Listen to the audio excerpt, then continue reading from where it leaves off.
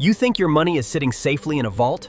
The truth is, the banking system is a 6-level matrix, and they want you trapped at the bottom. If you stay in level 1, you are literally paying for the wealth of the people in level 6. Let me show you how to climb out. Welcome to level 1, the retail consumer. This is where 99% of the population lives, sweats, and pays. You pull a paper ticket. You wait in a line for 20 minutes just to deposit your own hard-earned paycheck. And the reward for giving them your money? $35 overdraft fees and a microscopic fraction of a percent in interest. They take your deposits, lend them out at 10 times the rate, and you get absolutely zero slice of that pie. Using a standard debit card is the biggest mistake of level 1. You take all the risk with zero protection. But right around the time you start your first side hustle, you realize the system is rigged. It's time to level up. Level 2 is where you officially separate the personal from the professional. The small business tier. You finally file for an LLC. You march back into that same bank, but this time, you aren't just a consumer.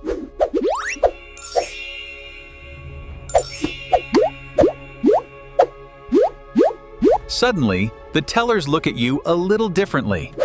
You are now an entity generating revenue. You stop using debit and start running everything through business credit cards. You start harvesting their points. You pay it off in full every month. You are building a rock-solid corporate credit profile. First real taste of leverage. You are using the bank's money to float your cash flow for 30 days, for free. It feels amazing. But don't get too comfortable. You are still playing a very small game. Eventually, your business grows. Your transaction limits become annoying.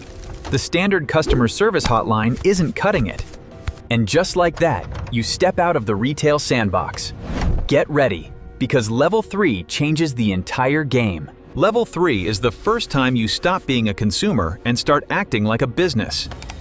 The game just got real. I opened my first LLC and set up proper corporate accounts. The entire vibe immediately shifted. You are no longer dealing with the retail side of the bank. You are now in the commercial division. I stopped pulling tokens. I stopped waiting in the main line to see a random teller. Instead, I got assigned a dedicated business relationship manager. An actual human being. Because of that cash flow, I finally got access to real capital. Business lines of credit. We were on a first-name basis. I had his direct phone number and email address. But don't get it twisted. He wasn't being nice to me out of the goodness of his heart. My business was running thousands of transactions. They were making a killing off my merchant processing fees. Once that business scales and your personal cash hits a specific threshold, welcome to level 4. Level 4 is the high net worth tier. Usually triggers around $250,000 in cash reserves. When you visit the branch now, they escort you past the line and into a glass-walled private office. You get a dedicated hotline. You call it, and someone picks up on the second ring. No automated menus. It feels incredibly exclusive. But there's a massive catch that most people don't realize right away. They assign you a wealth manager. This person sounds prestigious, but they are just a high-end salesperson. Their only job is to get that uninvested cash sitting in your account and lock it into the bank's ecosystem. They aggressively pitch you their in-house mutual funds and portfolios, which carry hidden management fees. You feel special because of the free coffee, but you are basically just buying their premium retail products. To actually shift the power dynamic, you have to break into level 5, the institutional tier. Level 5 is the institutional tier. We aren't talking about personal accounts anymore. This is where the big players move money. Forget the retail desk. Forget the wealth manager trying to sell you mutual funds. Here, you are treated like a corporation. It's all about the velocity of money. Institutional banking is designed for organizations that need to move millions without hitting red tape. You get access to treasury management services, same-day wire transfers, massive payroll processing, and top-tier liquidity tools. The power dynamic flips. The bank now works for your business, providing you with services to keep your operations running smooth. You don't get single manager. You get an entire team, experts in liquidity, trade finance, and risk management. Capital access becomes effortless. You aren't asking for permission to borrow. You are being invited to use capital to grow. And it's global. You can send payments anywhere in the world, in any currency, at the speed of light. Security isn't just a password here. It's multi-layered, institutional-grade protection for every single dollar. But even that is just a stepping stone. If you want to own the matrix, you have to hit level 6.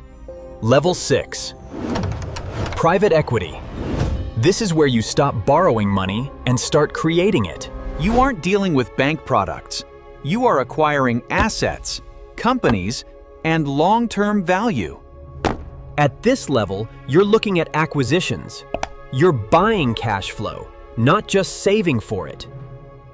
You learn to leverage your equity to acquire more assets, creating an infinite loop of compounding wealth.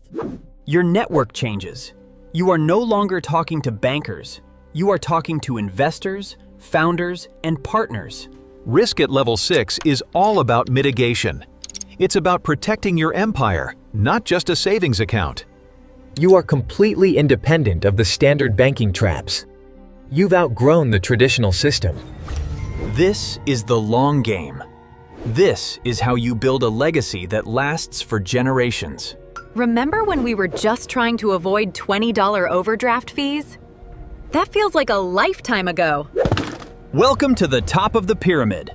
Now, are you ready to see what happens when you decide to own the matrix entirely? Most people think the game ends at level 6. But the truth? Level 6 is where you finally understand how the system is actually wired. The banking system is built on debt. If you don't understand how to use debt, you are the one being used by the system. It's all about velocity. How fast can you deploy your capital, collect the return, and redeploy it? That's the secret sauce. The tax code isn't a burden, it's a map. You just have to learn how to read the fine print to keep more of what you earn. Your personal name is a target.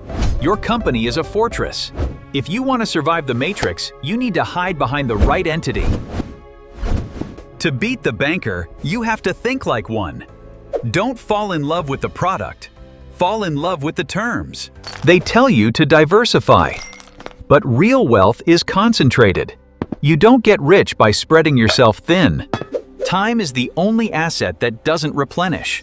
Use your capital to buy back your time, not more stuff. Institutional banking is a closed loop. Once you are inside, the rules fundamentally change in your favor. Every time you choose convenience over clarity, you are paying a premium to stay poor. Leverage is the force multiplier. Without it, you're just working for money. With it, money works for you. Look in the mirror.